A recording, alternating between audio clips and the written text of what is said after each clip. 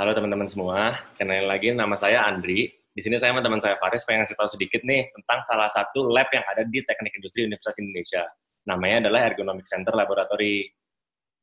Sedikit pengenalan aja, jadi Ergonomic Center Laboratory ini sudah berdiri sejak tahun 2010 di bawah Pak Boy sebagai pimpinan lab kita sampai sekarang. Ini tuh kita bisa bilang sebagai salah satu lab terbesar di Asia Tenggara. Karena apa? Karena kita punya alat-alat canggih nih, kayak motion capture, ada juga 3D body scanner, ada juga eye tracking, habis itu ada Jack Simulation Software juga. Terus, kenapa sih laboratorium ini penting? Ada 3 alasannya. Yang pertama adalah dia ini bisa mewadahi mahasiswa TIUI untuk belajar mengenai ergonomi dan faktor manusia. Lewat apa? Lewat mata kuliah yang akan saya jelaskan selanjutnya habis ini. Yang kedua, tentang mewadahi asisten laboratorium dalam mendalami ilmu ergonomi dan faktor manusia. Jadi ini salah satu benefit yang bisa kita dapat kalau kita join di lab ini. Dan yang terakhir adalah berkontribusi dalam perkembangan ilmu ergonomi dan faktor manusia di Indonesia sebagai kewajiban kita sebagai mahasiswa. Nah, kemudian untuk mengenal lebih dalam lab kita, teman-teman perlu mengenal sendiri apa sih sebenarnya ergonomi itu.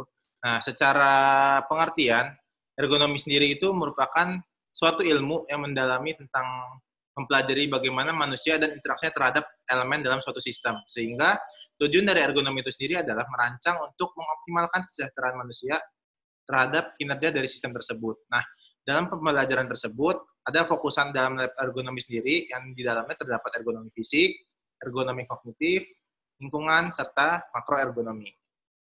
Nah, untuk tahun ini berikut struktur organisasi lab kita. Kebetulan di sini dikepalai oleh Pak Boy, dan saya dan Andri tahun ini diamanahkan sebagai koordinator dasar dari Laboratorium Ergonomi Center. Nah, kayak tadi udah saya bilang, ini nih mata kuliah yang ada di ergonomi nih. Yang pertama adalah analisis perancangan kerja. Itu tuh disebutnya APK. Ini ibaratnya itu sebagai gerbang utama ketika kalian masuk di TI dan mata kuliah pertama yang berkaitan dengan ergonomi tentang APK. Nanti di dalamnya juga kalian akan belajar tentang kayak time study, cara mengukur bagian-bagian tubuh manusia melalui antropometri. Terus nanti juga ada mata kuliah lain nih, namanya SIMDIK, atau Simulasi dan Pemeliharaan Digital Manusia. Ada juga makroergonomi. Terus kita juga punya faktor manusia dan rekayasa desain sebagai mata kuliah wajib juga lanjutan dari analisis perancangan kerja. Nah, di sini kalian akan lebih dalam lagi nih, belajar tentang Rula-Reba, Antroscan dan antropometri, design tools, menggunakan alat-alat juga yang kayak WBGT, Luxmeter, Vibrometer, itu sebagai alat untuk mengukur lingkungan. Dan yang terakhir ada perancangan produk. Nah, mungkin untuk teman-teman supaya lebih mengenal gambaran apa sih yang dilakukan oleh lab ergonomi sendiri dalam suatu penelitian. Nah, teman-teman mungkin dapat melihat serangkaian penelitian yang telah dilakukan di dalam lab kita. Nah, untuk tahun-tahun tersebut, teman-teman mungkin bisa melihat beberapa terkait seperti misalkan perancangan senjata api pistol. Di situ kita juga melihat desain ergonominya. Kemudian teman-teman dari list berikut, teman-teman juga mungkin seperti contohnya mengukur kelelahan ketika mengendarai mobil, car driving activity, fatigue measurement using physiological, cognitive, dan subjective approaches. Dan mungkin juga ada yang terkait teman-teman sekarang sering mengenal seperti user experience, di mana di sini juga penelitian dilakukan yang fokusnya dalam ergonomi kognitif di dalam user experience, evaluation, and the usage of commuter line, train, ticket vending machine. Nah, ada juga seperti analisis ergonomi fisik terhadap pengaruh merokok, kemudian usability terhadap fitur-fitur aplikasi smartphone, dan mungkin hal-hal tersebutlah yang mungkin teman-teman harus pahami ketika melihat penelitian sejenis apa sih yang dilakukan di dalam lab ergonomi. Nah, terkait kontribusi dalam perkembangan ilmu ergonomi, kita tuh punya empat kontribusi besar yang akan bisa kita kasih dampaknya kepada masyarakat luas dan mahasiswa-mahasiswa yang tergabung di dalamnya. Yang pertama, kita tuh akan terbuka untuk kunjungan terhadap untuk penyuluhan alat-alat dan software-software untuk penelitian. Ini tuh biasanya kita akan ada kunjungan visit dari universitas-universitas lain, akan kita welcome. Selanjutnya juga kita akan berpartisipasi dalam program Perhimpunan Ergonomi Indonesia dan konferensi lainnya. Kita juga akan aktif dalam mengikuti hibah, dan yang terakhir terbuka untuk proyek dan penelitian bersama dengan pihak-pihak eksternal. Nah, ini nih ada hibah juga ketika kita melakukan penelitian, maka kita juga pastinya pengen penelitian kita itu berdampak keluar. Jadi ini sebenarnya contoh-contoh hibah yang benar-benar kita lakuin, mulai dari tahun 2013, ada juga untuk BMI Penduduk Indonesia, habis itu juga ada Project Prodia Occupational Health Institute, habis itu juga ada pengajaran penelitian dan pelayanan masyarakat, ada juga hibah-hibah lainnya di tahun 2015 dan di tahun 2016. Nah, mungkin terkait tadi apa yang kita lakukan dalam penelitian itu kenapa sebenarnya lab ergonomi sendiri itu menarik. Nah, teman-teman itu perlu tahu bahwa banyak sekali fasilitas pendukung dalam melakukan penelitian tersebut. Nah, di dalam lab kita, kenapa lab kita menjadi salah satu lab yang tercanggih, itu banyak banget alat yang ada di dalam lab kita. Salah satunya seperti alat besar dan alat kecil. Nah, alat besarnya ini, teman-teman ada motion capture, eye tracker, antro scanner, head and cold room, acoustic room, sama yang terbaru banget di tahun ini, kita udah ada namanya virtual reality room yang menarik. Nah, untuk alat-alat kecil lah mungkin seperti yang mungkin teman-teman udah cukup terbayang seperti sound level meter, WBGT untuk mengukur kelembapan dan sebagainya, lux meter untuk mengukur intensitas cahaya, hand dynamometer, EEG, AMG, bahkan ada driving simulator untuk yang sering dipakai untuk kita bagaimana kita mensimulasikan mengendarai, dan masih banyak lagi alat-alat di lab kita yang menariknya. Nah ini nih, kalau kalian sebenarnya bingung, terus ergonomi itu ngapain sih kalau misalkan kita udah kerja? Nah ini contoh aplikasi-aplikasi di dunia kerja. Yang pertama, kalian akan bersentuhan langsung dengan HSE, atau Health, Safety, and Environment, di mana kalian ini bertugas besar dan pegang andil besar lah di dalam Health, Safety, and Environment ini, bagaimana menciptakan suatu kondisi yang sangat amat safety bagi pekerja-pekerjanya dengan menggunakan ilmu ergonomi. Selanjutnya juga ada user interface, kalian akan dituntut untuk mendesain suatu user interface yang ramah bagi penggunanya lah. Misalkan kalian akan ngedesain gimana interface suatu aplikasi, gimana interface suatu website, itu akan menjadi tugas besar kalian sebagai user interface. Lanjutnya ada manufacturing, ini sudah lazim ya. Ada juga product design, kalian mencoba untuk mendesain suatu produk supaya juga user friendly, user experience, gimana caranya kalian mendapat insight dari pengguna-pengguna untuk kemudian selanjutnya jadi pertimbangan kalian untuk membangun user interface atau user friendly lagi, yang lebih user friendly maksudnya. Yang terakhir ada Human Resource Department atau HRD, ini juga sudah lazim ya, mirip-mirip dan sudah cukup populer di kalangan masyarakat. Nah, mungkin kita akan sekalian sharing, sebenarnya dari laboratorium ergonomi sendiri itu kita dapat apa sih? Mungkin kita kan sedikit berbicara bahwa kita juga dapat soft skill manajemen organisasi akademis, karena kita sendiri itu akan menjalankan struktur organisasi tadi, supaya lab kita tetap berjalan dan merencanakan kegiatan dan sebagainya. Kita juga di sini mendapatkan wawasan yang luas dalam seputar ilmu ergonomi mendalam, itu langsung kita dapatkan kesempatan untuk memperluas wawasan tersebut. Juga pengalaman kita melakukan hibah, itu proyek-proyek yang kita lakukan juga kita juga sering dilibatkan dalam melakukan hibah. Juga mungkin konferensi eksternal yang mungkin akan menambah pengalaman kita sebagai aslep juga, itu mungkin salah satu yang kita dapatkan. Oke, selanjutnya juga kita bisa dikasih nih pengalaman mengajar, kayak kita akan involve langsung nih, bantu dosen-dosen menjadi asistennya untuk ngajar mahasiswa-mahasiswa satu tingkat di bawah kita. Kita juga akan mendapatkan induction atau kayak pelajaran tambahan lah ibaratnya dari dosen-dosen sebagai aslep. Kan yang terakhir juga networking udah pasti, karena kita akan punya network yang lebih luas tentang gimana cara kita bisa ngebahas ergonomi bareng mereka, dengan senior-senior, dengan junior-junior kita. Dan ini juga merupakan satu aspek yang penting. Selanjutnya, ini nih aktivitas besar kita ya. Kita mungkin yang serunya setelah kita presentasi tadi, mungkin teman-teman akan lebih terbayang lah lab kita seperti apa. Seperti ini, Andri, lab kita, ini alat-alat di lab kita, yang ada mocap tuh. Ada motion capture yang kameranya di atas. Terus kemudian yang di meja-meja itu ada alat-alat kecil seperti WBGT, lux meter, tuh lengkap banget. Kemudian juga ada driving simulator tuh di bawah, teman mungkin bisa lihat yang ada setirnya, serta yang sedang dipakai oleh orang tersebut tuh kita sedang melakukan penelitian dengan virtual reality. Nah, ini juga merupakan satu kunjungan ya, kayak studi banding atau company visit dari beberapa universitas, dan juga kita sempat mengunjungi suatu instansi lah untuk kita coba teliti tentang ergonominya. Ini aktivitas kita. Terus juga ini ada induction dan pelatihan ya, Riz ya. Ya, kita langsung dikasih sama dosen dalam induction tersebut. Terus habis itu ada kayak healthy day, terus habis itu ada diskusi bersama juga. Pokoknya sebenarnya yang paling penting di ergonomi ini adalah ikatan eratnya lah antara dosen dan mahasiswa. Kita ingin tetap bikin ini supaya jadi tradisi buat kita, nggak ada gap antara dosen dan mahasiswa, sambil menjunjung tinggi respect secara bersama, kayak gitu. Ini juga ada konferensi dan kegiatan eksternal, terus ada acara intra bersama juga. Nah, inilah yang mungkin seru dari lab kita. Kita setiap tahunnya selalu ada kegiatan bersama, berkumpul, acara keluarga besar, reuni, buka bersama, dan sebagainya sebagai salah satu kegiatan dari lab ergonomi itu sendiri untuk acara internalnya. Terus ini juga ya karena kita tahu semua di era pandemi COVID-19 ini kita nggak bisa kumpul-kumpul bareng lagi ya. Juga semoga semuanya tetap membaik. Cuman ya kita tetap coba berusaha lah untuk ningkatin suatu kegiatan yang sifatnya internal, kegiatan yang sifatnya mengumpulkan secara bersama tapi secara virtual. Jadi ini induction, rapat-rapat akan kita lakukan secara online. Ini gambaran-gambarannya. Terus ya paling segitu aja yang bisa kita sampaikan. Semoga kalian dapat juga insight-insight-nya. Semoga kalian tertarik untuk join kita. Ya mungkin sampai ketemu ya, insya Allah. Kita tunggu di lab kita, Ergonomic Center Laboratorium Universitas Indonesia. Terima kasih. Terima kasih.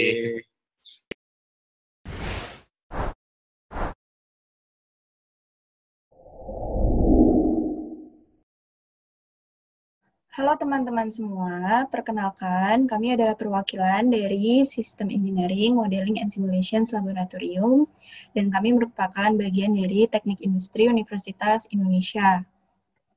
Saat ini kami akan menjelaskan mengenai gambaran umum SEMS, apa yang kita pelajari, dan juga gimana sih aktivitas sehari-harinya. Langsung aja, SEMS Laboratory itu merupakan tadi singkatan dari Engineering, System Engineering, Modeling and Simulations. Nah, System Engineering ini sedikit berbeda dengan teknik industri, karena System Engineering itu berfokus kepada desain, rancangan, dan memperbaiki sistem. Sedangkan teknik industri berfokus kepada efisiensi produksi pada skala besar. Lalu, SEMS ini mempunyai 3 fokusan ilmu, yaitu simulasi, optimasi, dan juga serious simulation games, dengan tujuan tentunya untuk merancang sistem yang lebih baik.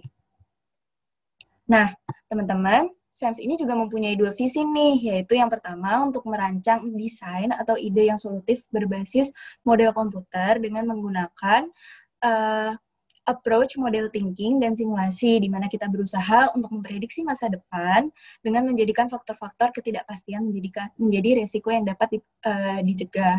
Lalu yang kedua, kita juga selalu berusaha untuk memecahkan masalah yang kompleks yang terjadi pada suatu sistem dengan memperhatikan yang terjadi di konektivitas antar elemennya. Next. Nah, seperti yang sudah sedikit disinggung tadi, SEMS mengajarkan metode berpikir unggulan yang secara garis besar terdiri dari 2 metode. Yakni yang pertama model thinking dan yang kedua adalah system thinking. Nah, model thinking itu merupakan metode berpikir yang menyederhanakan hal yang terjadi di dunia nyata menjadi sebuah model yang dapat dimodifikasi menggunakan perhitungan komputer. Sedangkan system thinking merupakan metode berpikir yang melihat sebuah masalah sebagai sekumpulan komponen yang saling terkait sehingga masalah dapat diselesaikan secara menyeluruh dan tidak hanya secara parsial. Next. Nah, cara-cara berpikir atau metode berpikir yang telah dijelaskan tadi diaplikasikan melalui bidang fokus yang dimiliki oleh SEMS, yakni simulasi, optimasi, dan serious simulation games. Bidang simulasi bertujuan untuk memprediksi dan mengevaluasi pengaruh yang dihasilkan oleh berbagai komponen dalam sebuah sistem. Sedangkan optimasi bertujuan untuk mencari nilai terbaik untuk suatu komponen dengan batasan-batasan tertentu untuk menghasilkan hasil yang paling optimal bagi sistem tersebut. Lalu, serious simulation games merupakan sebuah pendekatan transfer ilmu dari sebuah sistem yang kompleks dengan cara yang lebih mudah dipahami. Next. Berikut merupakan perangkat lunak yang digunakan dalam riset atau penelitian di SEMS. Next. Selanjutnya, di Laboratorium SEMS sendiri, secara kepemimpinannya dikepalai oleh Bapak Ahmad selaku Kepala Lab, beserta jajaran dosen lainnya yang memiliki keahlian di masing-masing bidang yang berkaitan dengan core utama dari Lab SEMS. Beberapa di antara keseluruhan dosen yang saat ini tergabung dalam Lab SEMS, atau yang bisa teman-teman lihat di layar presentasi, ada yang sedang melanjutkan studi untuk meraih gelar doktor, hingga guru besar atau profesor, baik dalam negeri maupun luar negeri. Next. Nah, selain aktif mengajar tatap muka, baik itu terhadap asisten laboratorium dalam kegiatan induction, ataupun mahasiswa tingkat S1 dan S2, para dosen juga aktif dalam melakukan riset ataupun penelitian dengan berbagai latar belakang pendidikan seperti logistik dalam konteks perkapalan, operasi ramping, sistem energi terbarukan, sistem dinamis, dan juga kebijakan berkelanjutan. Untuk alumni SEM sendiri, karirnya tersebar di berbagai sektor nih teman-teman. Di antaranya ada yang meniti karir di bidang consulting seperti YCP, BCG, Accenture, dan Ska Consulting Firm. Kemudian ada juga yang bekerja di startup seperti Bukalapak, Tokopedia, Zalora, dan Blibli. Selain itu, alumni SEM juga ada yang bekerja di FMCG atau Fast Moving Consumer Goods seperti di P&G dan Unilever. Dan tidak menutup kemungkinan juga untuk bekerja di international company seperti di FedEx, bahkan hingga di United Nations. Next. Nah, berikut adalah kegiatan-kegiatan SEMS. Ini adalah salah satu bentuk penyambutan asisten baru. Next. Nah, ini adalah bukber. Lalu ada juga acara wisuda dan yudisium.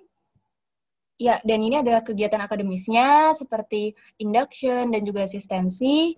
Dan ini adalah kegiatan kolaborasi kami dengan salah satu expert di Serious Simulation Games dari Belanda. Nah, sekian dari presentasi kami. Semoga teman-teman sekalian makin tertarik untuk bergabung di teknik industri. Terima kasih. Thinking in values means that our graduates must always look for the opportunity to make any added values by continuously improving any systems that they are managing. Design thinking means that our graduates must always focus on what the customer and market needs when designing any system. System thinking means that our graduates must always see and analyze any problems with a systemic approach by how they break down the components, how they connect these components, and how to contextualize the problem. These three thinking foundations are unique in Industrial Engineering Universitas Indonesia. This is also what makes our graduates better.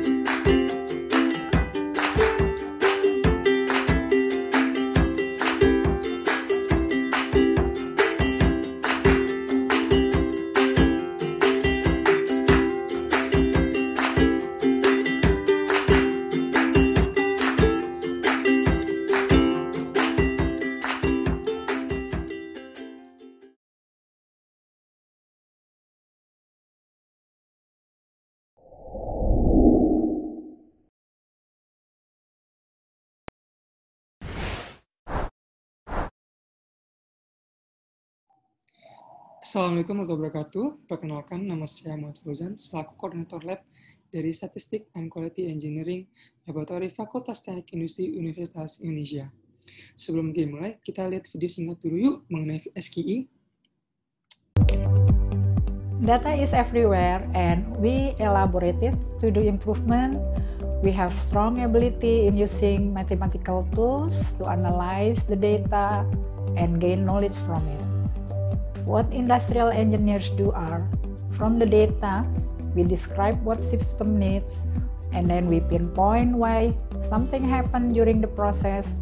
Also, finally, we predict the future events and prescribe actions to improve quality of product and services as the output of the system.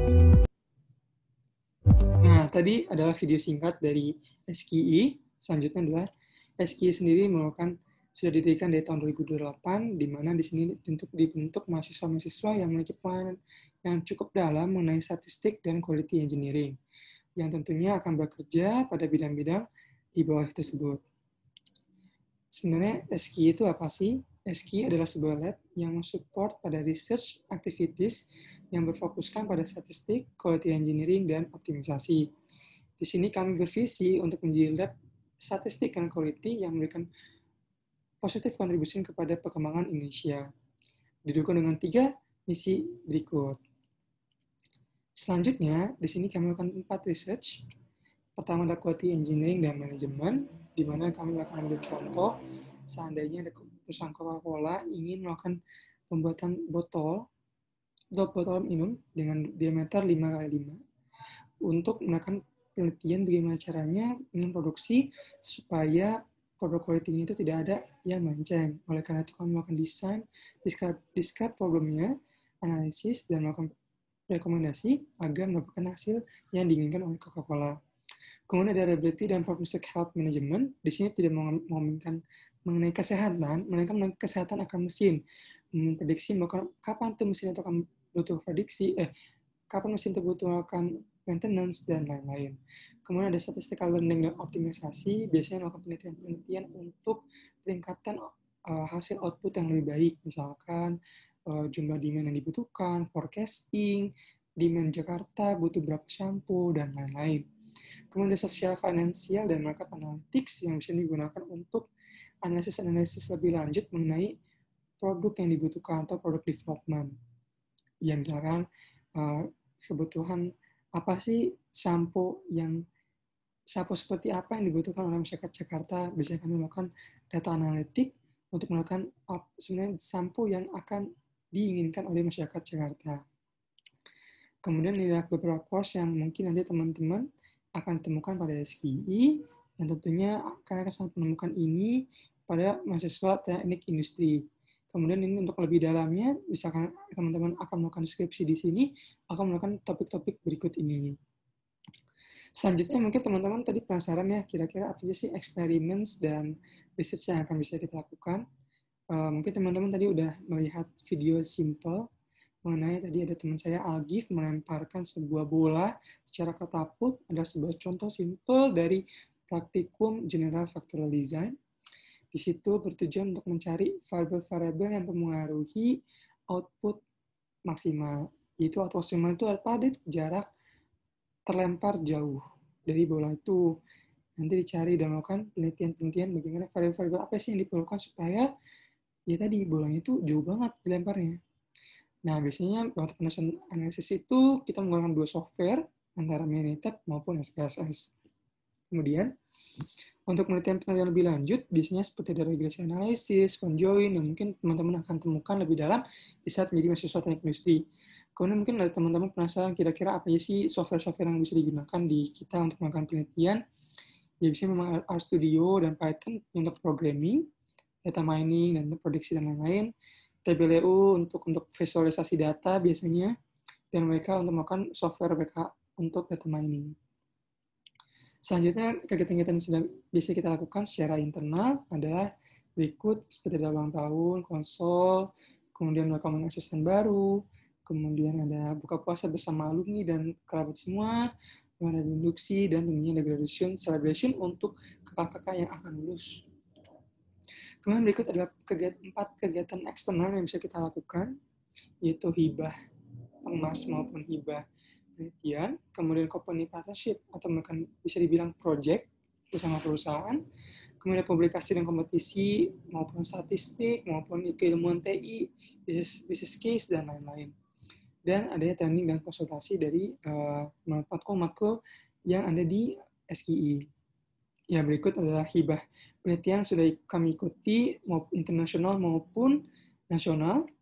Kemudian beberapa perusahaan yang sudah melakukan proyek bersama kami, yaitu Commonwealth, Gojek, IBM, dan Adscom. Ini adalah publikasi-publikasi yang sudah kami ikuti juga, maupun kami submit. Ada ya, kami sangat cukup aktif di sini.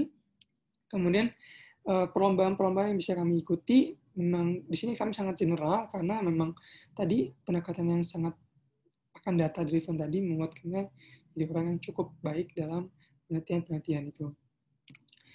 Lalu data dan konsultasi biasanya untuk teman-teman mahasiswa lain bisa kami misalnya di memfasilitasi statistik dan quality. Kemudian untuk penelitian untuk teman-teman biasanya data mining dan perusahaan-perusahaan biasanya insight. Kemudian data analytics bisnis biasanya untuk perusahaan-perusahaan project. Kemudian mungkin teman-teman bertanya-tanya kira-kira apa skills yang dibutuhkan untuk menjadi mahasiswa ASLab SKI. Sebenarnya tidak banyak dan tidak sulit, asalkan ada tekad yang kuat, yang tinggi, dan beberapa soft skill dan hard skill yang akan kami akses. Itu pertama adalah teamwork. Tentunya kita sangat menginginkan teman-teman menjadi tim yang sangat baik. Kemudian kemampuan untuk berkomunikasi, problem solving, berkepimpinan, dan willingness to learn. Ini yang terpenting, di mana di sini karena sebagai ASLab kita harus banyak belajar sendiri dan penelitian terus-menerus. Kemudian hard skill itu basic statistik atau statistika dasar yang tentunya teman-teman karena di SKI akan menerima mahasiswanya pada tingkat 2, jadi sudah akan menemukan ini sebagai hal yang cukup basic nantinya. Kemudian kira-kira benefit apa aja yang mungkin akan didapatkan dan prospek kerja dari SKI ini. Tentunya berdasarkan dari pemaparan dari Bu Isti tadi, bagaimana kita data itu sangat banyak di luar sana, maka itu kita melakukan conceptual thinking pada data driven way. Nah, oleh karena itu kami dibentuk untuk melakukan analisis terlebih dahulu terhadap atas data yang menghasilkan analisis yang akan menjadi lebih objektif. Kemudian strong ability untuk analytical thinking, ya tadi sebelum melakukan analisis terhadap data, kita perlu juga menganalisis bagaimana apa sih sebab yang kita reason kenapa kita mau analisis data tersebut dan lain-lain. Kemudian ada again valuable networking skill dan obtaining new friends and family. Ya di sini kita juga sering berkomunikasi dan konsultasi bersama alumni-alumni. Oleh karena itu memang kita sangat cukup kuat akan sharing tersebut. Nah, ini teman-teman mungkin penasaran kira-kira prospek kerja dari setelah menjadi asisten SKI itu apa sih? Ya, bisa dilihat di sini teman-teman yang sudah ada alumni yang sudah bekerja di luar sana. Dan mesinnya masih banyak lagi yang tidak kami sebutkan. Mungkin sekian dari SKI dari kami. Semoga sangat bermanfaat. Bila ada pertanyaan lebih lanjut, bisa kontak secara email maupun kontak langsung kepada saya. Terima kasih atas perhatiannya. Sukses selalu teman-teman. Ditunggu di Teknik Industri Universitas Indonesia. Dadah.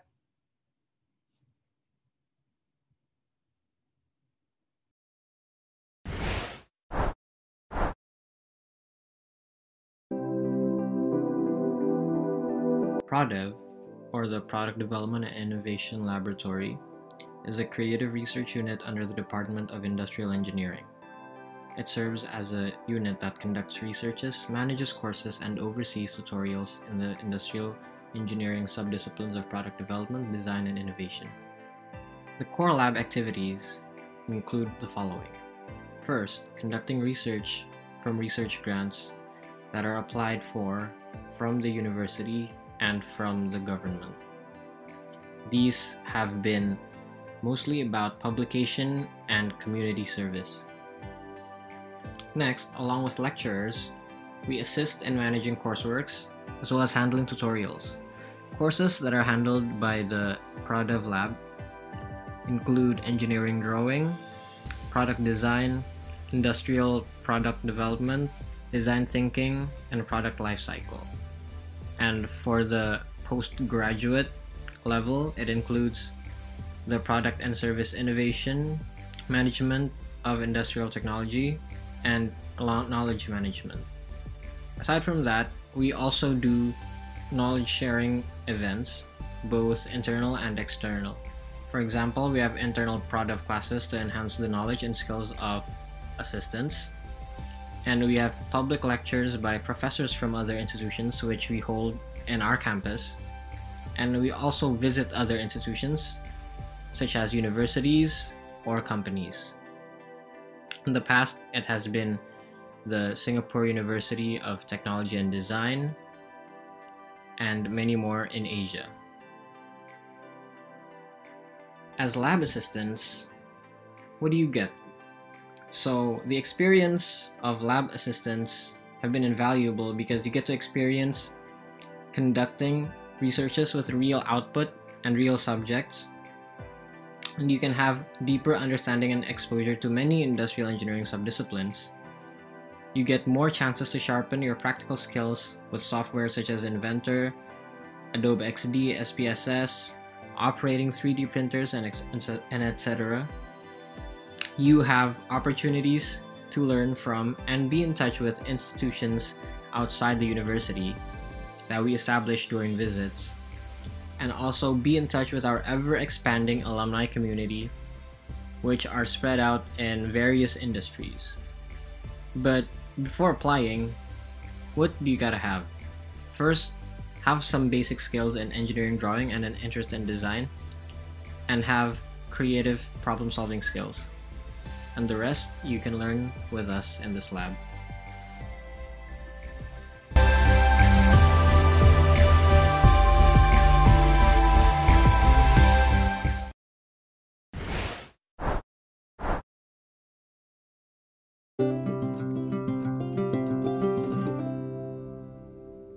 Hari ini kita akan explore ruangan Ergonomic Center.